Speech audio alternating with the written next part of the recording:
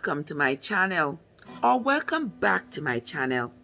This is your favorite nurse Trev from Trevescent, and today we are going to continue the education of the diabetic patient.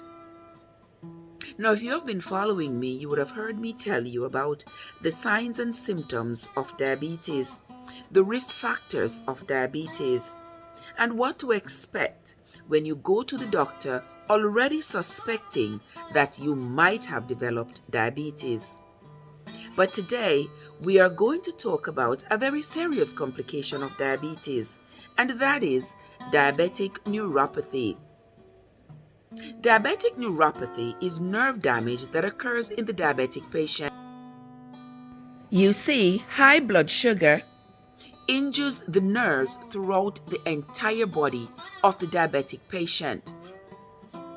The diabetic neuropathy that develops in the hands and feet are of the peripheral type, meaning it affects only the peripheries, the hands and the feet. And this nerve damage leads to pain, numbness, and also this pain and numbness that develops can also lead to other injuries. For example, if your feet are numb and you stub your toe, you probably are not going to feel it. But at the same time, that toe could have been badly injured. And by you not feeling it, you don't pay attention to it. And oftentimes, by the time a diabetic pays attention to an injury that they did not feel was that serious, it is very, very serious, and oftentimes they have to lose some digits or an extremity. But peripheral neuropathy is not the only type of neuropathy that occurs with the diabetic patient. In fact, there are 4 different types of neuropathies that affect the diabetic patient. But for today's video, we are only going to explore the neuropathy of the peripheral type. That's the one that affects the hands and the feet. Did you know that over 50% of diabetic patients develop neuropathy? And even though diabetic neuropathy can be very painful and debilitating even, its progress can be slowed with lifestyle changes and management of the blood sugar levels.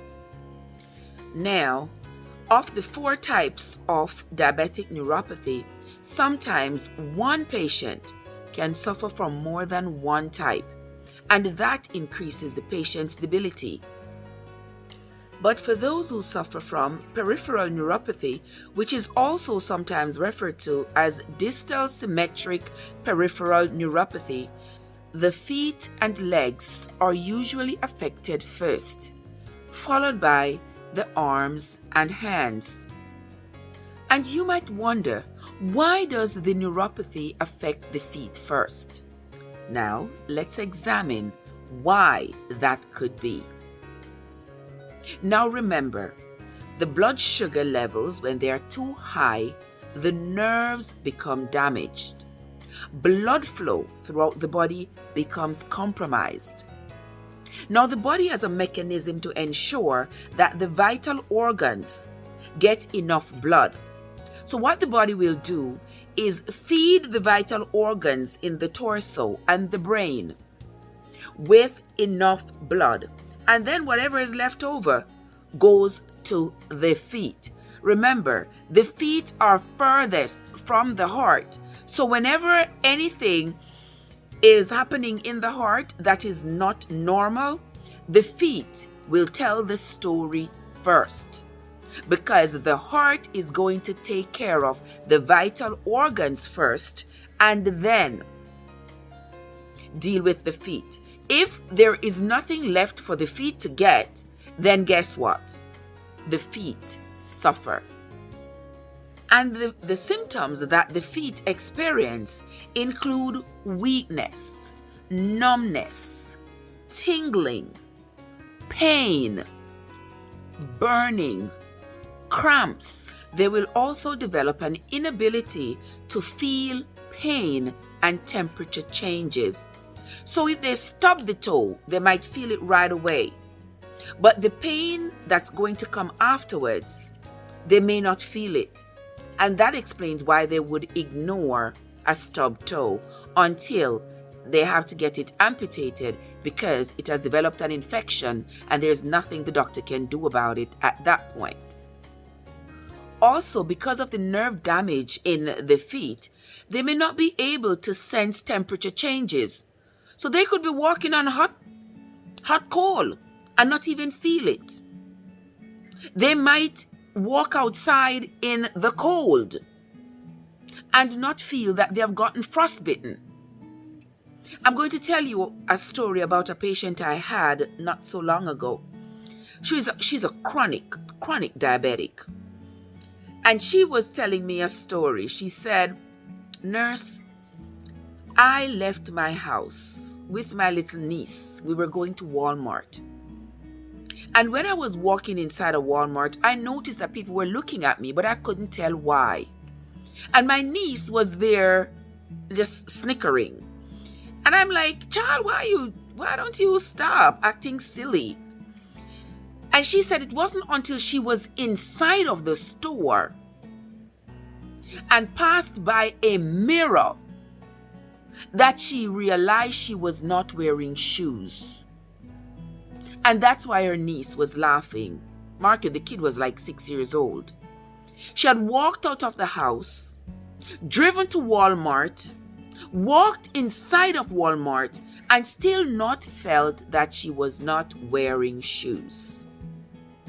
That's how bad the diabetic neuropathy of the peripheral type can be. So for all my nurses out there and anybody else who has to care for a diabetic patient, always remember that foot care is one of the most important educations you can provide to the diabetic patient. Because imagine a diabetic patient with a wound on their foot, not able to feel that wound. So they are not even aware that the wound is getting worse until they develop gangrene. And at that point, the doctor might have to amputate. Have you ever wondered why there are so many diabetic patients with a leg or toes missing? Now you know.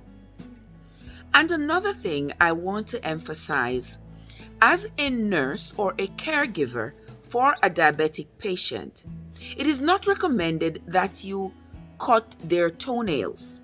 Now remember, they can't feel. If you have snipped them, they may not feel it. And because they have poor healing, because there is compromised blood flow to their feet, imagine you are cutting their toenails and you snip them and give them a little cut. They don't feel it, so they don't pay attention to it.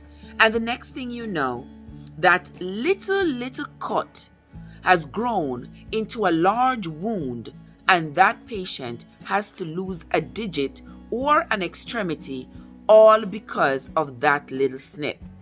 So the best person to cut the toenails of a diabetic patient is the podiatrist. So if you have a relative or a loved one or anyone you are caring for who has been diagnosed with diabetes, always check their feet for them if they are not able to check it themselves. And while you are at it, also help them to keep between the toes clean and dry, because between the toes are a prime area for bacterial growth. And that bacterial growth could lead to a wound, that could lead to an infection, that could also lead to that patient losing a toe. That's going to be it from me for today, my friends. If you are a diabetic, or if your loved one is a diabetic, please ensure that you follow your doctor's orders. These videos are in no way supposed to be used as a substitute for your doctor's recommendations. Until next time, my friends, this is your favorite nurse Trev from Trevessence, where your journey matters. Have yourselves a great diabetic-free day.